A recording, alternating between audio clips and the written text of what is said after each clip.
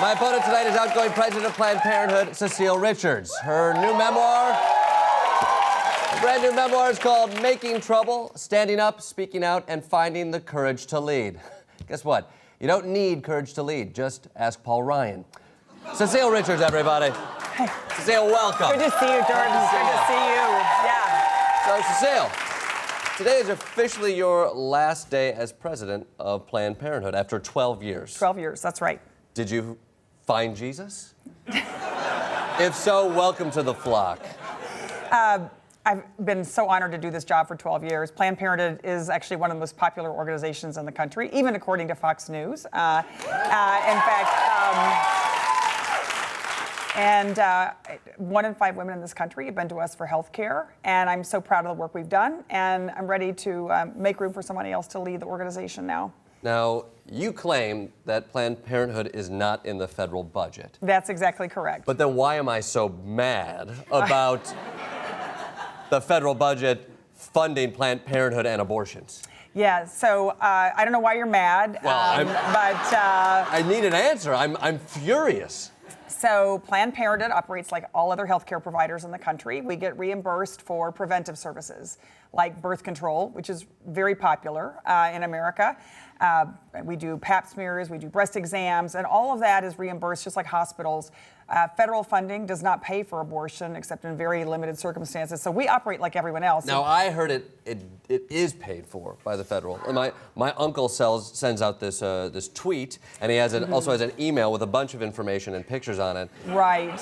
And that's been going around for years. Right. Well, in fact, he's wrong, and so is a lot of Congress, and that's why actually there's been such an outpouring of support around the country, especially among women, when this president and this Congress tried to, defund, as they said, or prevent women from coming to Planned Parenthood.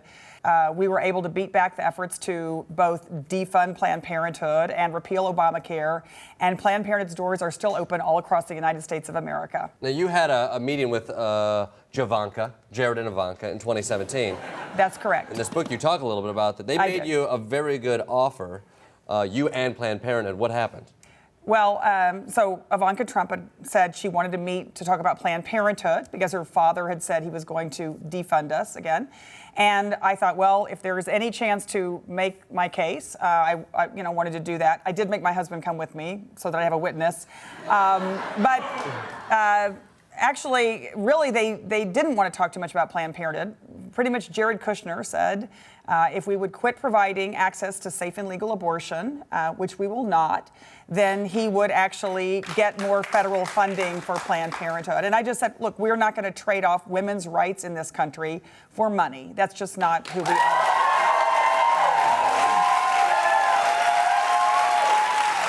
That sounds like a deal. You got to give a little to take a little.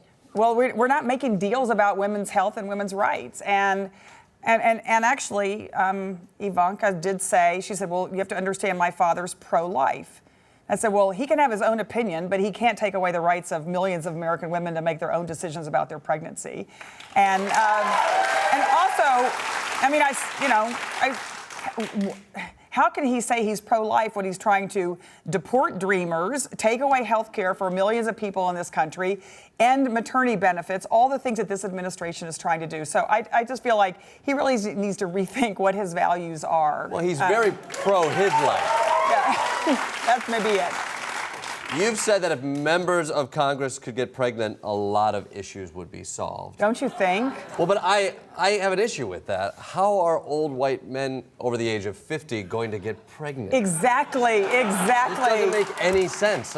Yes, no, I think that's exactly right. In fact, I remember when one of the senators said that he thought we shouldn't even be covering maternity benefits for women because he was never going to need them. So I guess apparently he was past his childbearing years. But thank God, this is why we need more women in office. Debbie Stabenow, the senator from Michigan, said, well, I bet your mother did. And actually, we were able to get maternity benefits for millions of women. But this administration is trying to take them away. Are you just inciting violence here? Make trouble. What are you getting at? I think it's important. Look at this. This feels like just an Antifa it does, handbook. It's getting you agitated right there. It's so angry.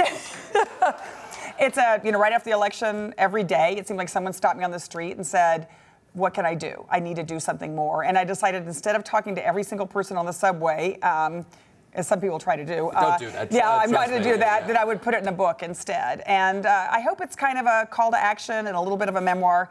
And what I have seen around the country is that women are doing everything. They're marching, they're going to town hall meetings, they're calling their members of Congress. But what we've got to really make sure is that this November, they're going to vote, because that's how we're going to change the direction of America.